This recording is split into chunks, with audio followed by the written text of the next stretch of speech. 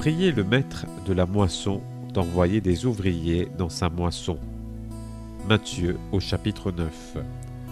C'est sur cette demande de Jésus que nous nous préparons spirituellement à vivre notre fête des vocations, où nous célébrerons les jubilés sacerdotaux du cardinal Maurice Piat et des pères Gérard Sullivan, Eddie Kousnapen et Silvio Lodoisca. Ces ouvriers qui ont entendu l'appel à travailler à la moisson du Seigneur. Cet appel se fait pressant, aujourd'hui encore. C'est pourquoi nous vous invitons à prier pour que d'autres jeunes puissent répondre généreusement à cette invitation. Esprit Saint, saisis-moi, fais de moi ce que tu voudras. Tout mon être s'abandonne entre tes mains, saisis-moi.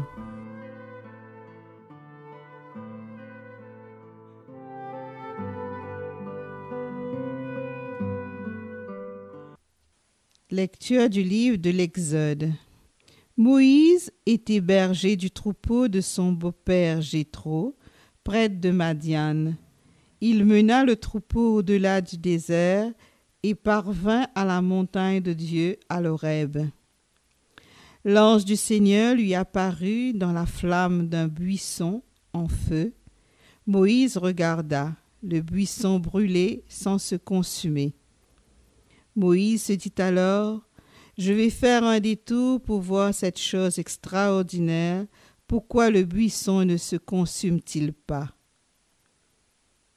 Le Seigneur vit qu'il avait fait un détour pour voir, et Dieu l'appela du milieu du buisson. Moïse, Moïse. Il dit: me voici.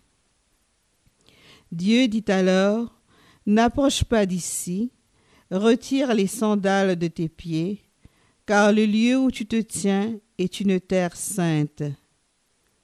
Et il déclara: je suis le Dieu de ton père, le Dieu d'Abraham, le Dieu d'Isaac, le Dieu de Jacob.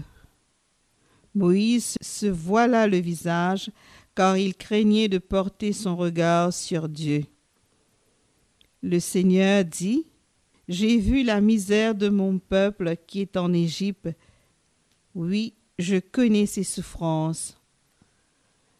Je suis descendu pour les délivrer de la main des Égyptiens et le faire monter de ce pays vers un beau et vaste pays, vers un pays ruisselant de lait et de miel, vers le lieu où vivent les Cananéens, les Hittites, l'Amorite, les Périzites, le Hévite et les Jébuséennes.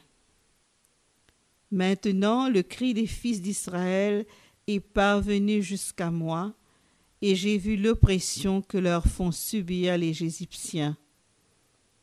Maintenant donc, va, je t'envoie chez Pharaon, tu feras sortir d'Égypte mon peuple, les fils d'Israël.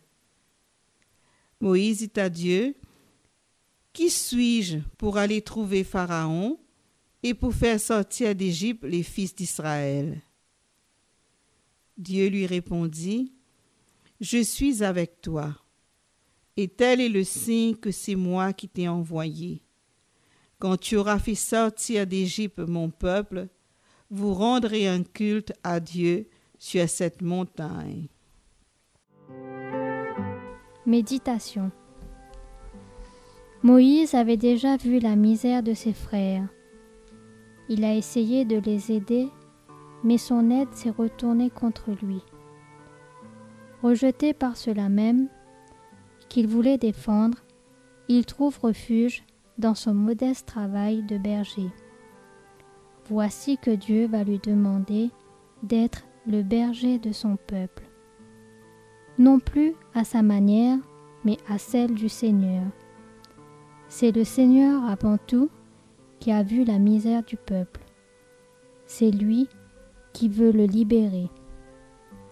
Entrer dans notre vocation, c'est entrer dans la volonté de Dieu pour son peuple. Comme Moïse, nous aussi, nous voyons les souffrances de notre peuple. Cette période post-confinement nous met devant les précarités, les esclavages, les cris de nombreuses personnes. nous ne savons pas comment agir. Et souvent, nos actions, nos propres initiatives sont des échecs. C'est alors que Dieu vient nous visiter en nous rappelant que c'est lui, avant tout, qui voit, entend, connaît les souffrances. C'est lui qui descend pour délivrer et pour faire monter. Notre vocation est alors un nouvel envoi vers ce peuple en souffrance. Il ne s'agira plus d'en faire qu'à notre tête, selon notre mindset, avec nos actes héroïques si teintés d'orgueil, ces fameuses œuvres pour Dieu. Il s'agira plutôt de laisser à Dieu l'initiative de faire sa volonté, de le laisser nous guider sans cesse, sans remettre à sa force, sa providence, de faire l'œuvre de Dieu.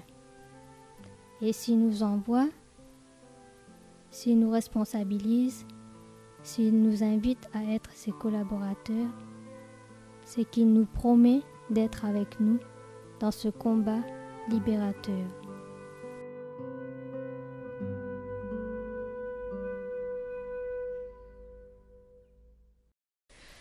Intention particulière pour Monseigneur Piat. Personnellement, quand je regarde 50 ans en arrière, je me dis que si c'était à refaire, je n'hésiterais pas. Ça ne veut pas dire qu'il n'y a pas eu de difficultés, il n'y a pas eu d'épreuves, mais je crois que ce voyage vaut la peine d'être entrepris. C'est une route qui vaut la peine d'être suivie. Je vous remercie. Seigneur, toi qui as appelé les apôtres à te suivre, tu leur as confié ton Église. Nous te rendons grâce pour notre évêque Maurice, pour ses 50 années de patient service au sein de notre diocèse, au cœur des réalités mauriciennes. Nous te le confions, afin qu'il puisse continuer sa mission avec courage et persévérance. Donne-lui en abondance ton esprit de discernement et de bonne gouvernance. Notre Père qui es aux cieux, que ton nom soit sanctifié, que ton règne vienne, que ta volonté soit faite sur la terre comme au ciel. Donne-nous aujourd'hui notre pain de ce jour. Pardonne-nous nos offenses comme nous pardonnons aussi à ceux qui nous ont offensés. Et ne nous laisse pas entrer en tentation, mais délivre-nous du mal. Amen. Notre-Dame des vocations, Priez pour nous. Notre-Dame des vocations, Priez pour nous.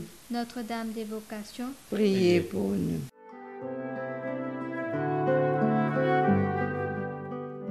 Prière pour les vocations. Seigneur Jésus, bénis nos familles.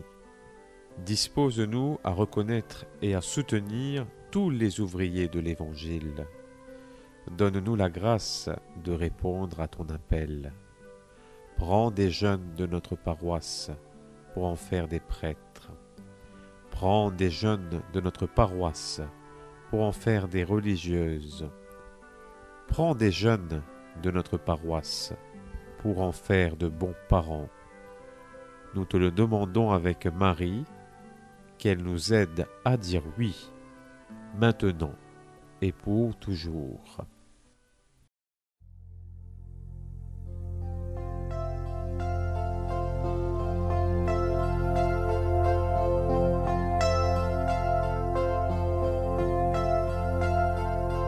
Mon vie, dis-toi merci, merci Seigneur, santé dans ses criers, santo grandeur, tout mot la vie santé, pour toi Seigneur, parce que c'est toi Seigneur qui m'a sauvé.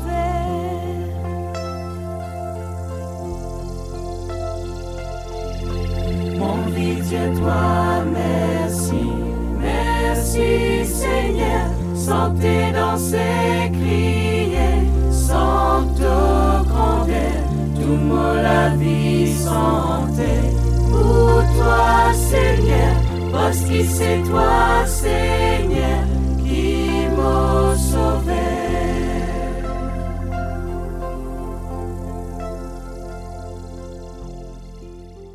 C'était la neuvaine pour les vocations dans le cadre de la fête des vocations qui sera célébrée le dimanche 2 août au Tabor. Rendez-vous demain pour continuer à prier pour de nouvelles vocations et rendre grâce pour celles que Jésus nous a données.